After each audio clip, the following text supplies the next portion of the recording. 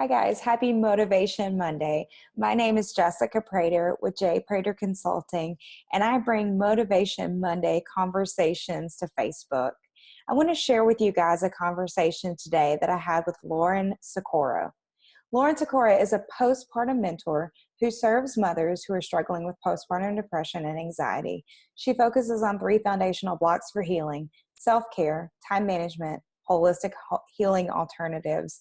I love this conversation with Lauren because she truly found a niche for her needed service. She works with her local counseling office with licensed therapists to fill a gap and a need for moms experiencing postpartum depression and anxiety. You're going to find that this episode goes a little bit longer because we deal directly with postpartum depression and what you need to do with it.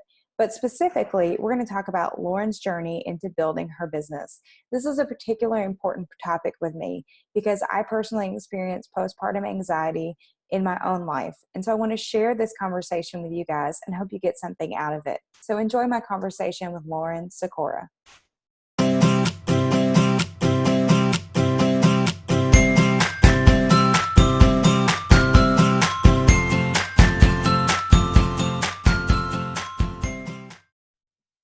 Hey, Lauren, how are you today? Good. How are you? I'm wonderful. Thank you so much for joining us for Motivation Monday, where we explore motivation of business owners, high potentials, and individual contributors. So thank you for spending your few minutes today with us. Thanks for having me. I'm really excited. Well, fantastic. So the question that I ask everyone, if you and I were meeting for coffee somewhere, what would you be ordering for yourself today? Oh, that's a hard one because I really love my coffee maker at home and it's just a bun. It's not even a fancy one, but I'd probably get some sort of frappuccino with coconut milk and caramel. So Ooh, that sounds really good. And sounds good. We are experiencing some slightly fall weather here in Tennessee today, but it still is a little bit warm. So that sounds like a good treat for a warm afternoon. absolutely, it's caramel's my favorite. So Well, fantastic. Well, Lauren, let's go ahead and dive into the main part of the conversation. Talk to me about what motivates you in what you do every day. oh, I'm very blessed to be able to kind of like do something that I love and that I'm very passionate about. And after I kind of shared my postpartum depression journey, I was very afraid to do so, to release it kind of out there to the world. But when I did, I was met with so many other women that I had known for quite a while or had recently met. And I was really astonished to see that so many other women felt the exact same way that I did. And they wanted to know what I was doing to kind of get help. And so for me, it was more, I had people in my own backyard that I had known for 10, 15 years that had been struggling with postpartum mental health issues. And they thought that that was just motherhood, that that was just normal, that this was the burden that they have to bear being mothers. And when I realized that, I was like, I wonder how many other people feel that that they're supposed to feel this way. And I was just like, well, I can share resources. That's what I do best, and kind of point people in the right direction so that they can get help and they can talk with their own therapists or their own counselors or find support groups and things like that. And so that's kind of what motivates me, is that I hated the way that I felt going through my entire postpartum depression and postpartum anxiety journey.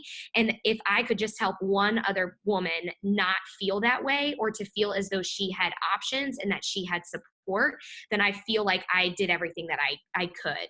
So Yeah, so it sounds like your personal journey has really impacted your motivation on a daily basis.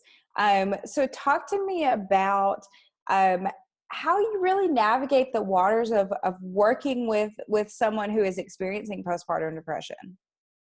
I think me as my personality, I'm a little unique. I'm very empathetic, and I relate really well to people's struggles. And I think because I've been through multiple different facets of life where like my husband's gone a lot, so I know like the single mom life.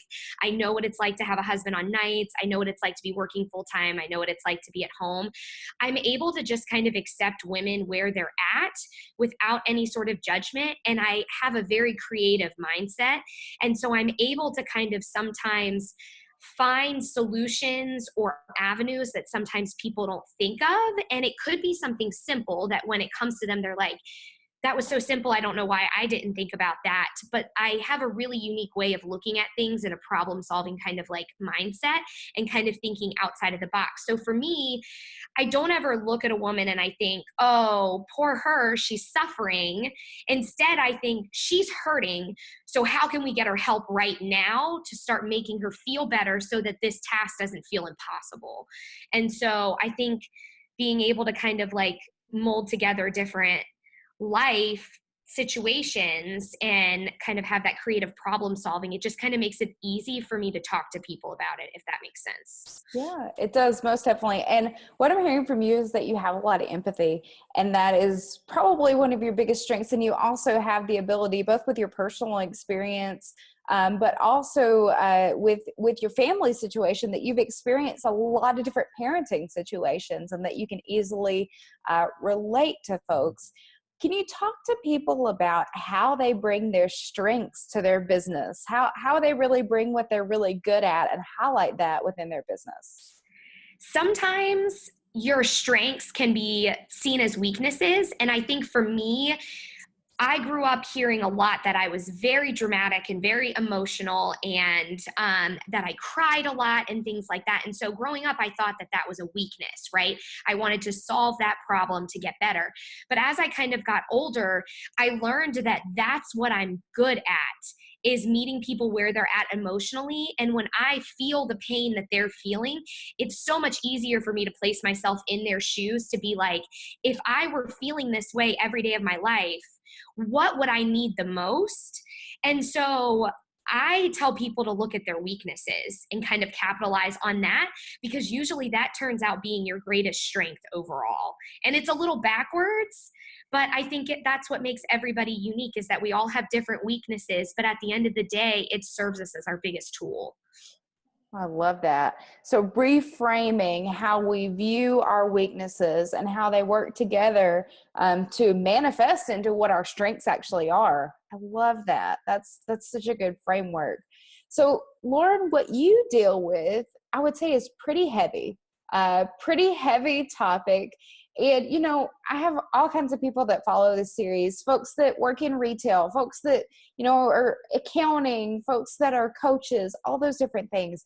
We don't necessarily deal with heavy things every day, but you are in that space. And so talk to us about, how do you navigate both some of the heavy things as a client, but then how do you take that in yourself and really make sure that you're okay with it, that you're working through those things yourself?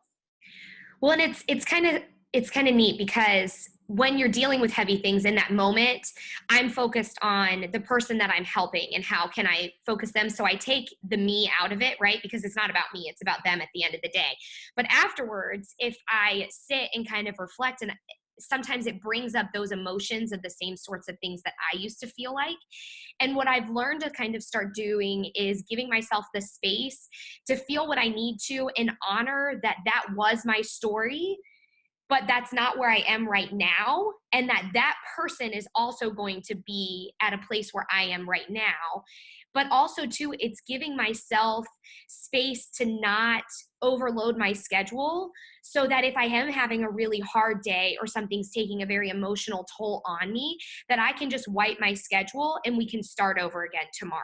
And so I really have been working hard to kind of harness my own schedule and my own personal feelings and kind of how I'm navigating through things, because I have good days and bad days just like anybody does out there. I mean, I'm a mom of a toddler, for goodness sake. And so it's just kind of one of those things where I've really had to dial back what I do in the amount that I do at a time, and realize that it's okay that I don't get everything done right now. I'm getting the things that need to get done in this moment, and that tomorrow is a brand new day that I can start over with. So Yeah, I absolutely love that. So let me take one different direction real quick and talk about how you came to doing what you do. And I'll tell the audience, before we had this conversation, Lauren and I actually took a few minutes to really talk through this episode. We did a strategy session a few days ago as far as how we wanted to present this topic, being that it's a very personal situation for me as well. So Lauren, talk us through how this opportunity for this role came for you. Well, when I mentioned a little bit a few minutes ago about how I kind of released my story about my postpartum journey, and I had been hiding that from everybody. There were 4 people in the whole world that knew that I was going through any of this. And so when I kind of relinquished this, what I felt like was a wound to social media, I wasn't really sure how it was going to kind of be taken over. And what I realized is that in that moment, I had been able to navigate through things after I had graduated out of my counseling appointments and things like that. And my therapist was like, you are so much better than you were when we first started talking. And I think it's time for us to just kind of end our sessions now. But if you need more, like, we're here.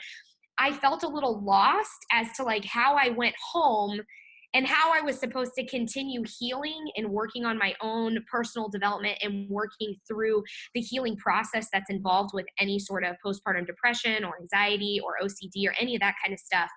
I felt a little lost as to kind of like where to begin. And so my husband and I literally had to break everything down in our life back to bare basics, as though we were brand new married again and having to figure out life all over again, except now we had an infant to take care of as well. And so for me, it was just kind of how many other women get through therapy and they feel so much better, but maybe they just need some tools and some guidelines to just get them on the right track so that they can start to kind of put their life back together at home or at work or their marriages or things like that. And so it's meant to kind of be in addition to the work that you're already doing in therapy and counseling. It's not meant to take the place of that, because I think that therapy and counseling is so important for women to have a safe space to kind of share what's going on. And so this is kind of more the action items that you go home and things that you can kind of do for yourself so that you can get better. Yeah. And I love too, Lauren, that we've talked about that you actually partner with the counseling center, which I think is fantastic that you saw a need. You took the opportunity to build a business around that. And then you turned back and said, okay, this is where I partner with the counseling center so that we both work best together. That when folks need therapy, they go to the counselor. But when they graduate from the counseling program, there you are partnered with that organization as well. So I think it's fantastic the way that you've looked at the current problem, you found a way to meet that need, and then you also partner with those that kind of can help someone on that entire journey to wellness. So Lauren, I want to take this opportunity. I can't talk about this topic without making sure that we put in a commercial for folks.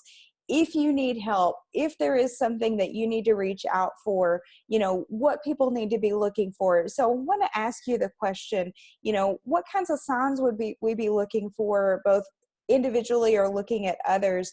And then, when are that signs that somebody needs to go see a licensed therapist that specializes in PPD? Yeah, there's lots of different signs and symptoms, and it can vary from each individual. So I always like to tell people that it's not always going to be a black and white.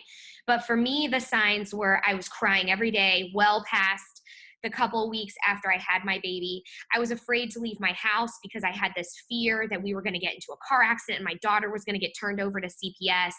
I would have moments where I would just envision doing something to my daughter so that I could sleep, because I was so sleep deprived and just exhausted and tired of kind of being this milk machine with my kid always attached to me. And then there were things where I would just kind of start to resent my life, where I was just like, this is what I signed up for. This is what motherhood's supposed to be. This is not at all joyous. And so for me, it was looking back and kind of realizing that I couldn't remember the last time that I smiled, or the last time that I laughed, or the last time that I genuinely felt happy. And so for me, all of those kind of culminating together was like a huge red flag that this shouldn't be what my experience as a new mother should be. And other people may experience signs of overarching anger, or, they may just want everything perfect all the time. And if anything slightly goes wrong, it just kind of sends them into a spiral of like an anxiety or a panic attack or anything like that. And so the signs can kind of vary, but for me, those were kind of the big red flags. Yeah, absolutely. And we definitely want to let anybody know that's watching. Please reach out to a friend. Please reach out to a licensed therapist. There are resources in your community. It's going to be different for everyone's community situation, but please reach out if you're experiencing any of these signs or symptoms and find a licensed therapist because you really need help. So Lauren, thank you so much for being on here, for having this really important conversation. I found it very valuable, not only to talk about what you are actually doing, but how you come to the space and how you uniquely contribute with your experiences. So I know anyone watching this video would love to connect with you via the internet. So tell us a little bit about where they could find you. So the good thing is that my website's my name. So the easiest way for them to connect with me is through my website and my blog, which is laurencicora.com. And I'm also on Instagram, and I'm Lauren C. Cicora on Instagram. And so those are kind of my two easiest ways for people to reach out to me. All right, fantastic. Thank you, Lauren, for being here with us today, and I hope you have a great day. Thanks, you too.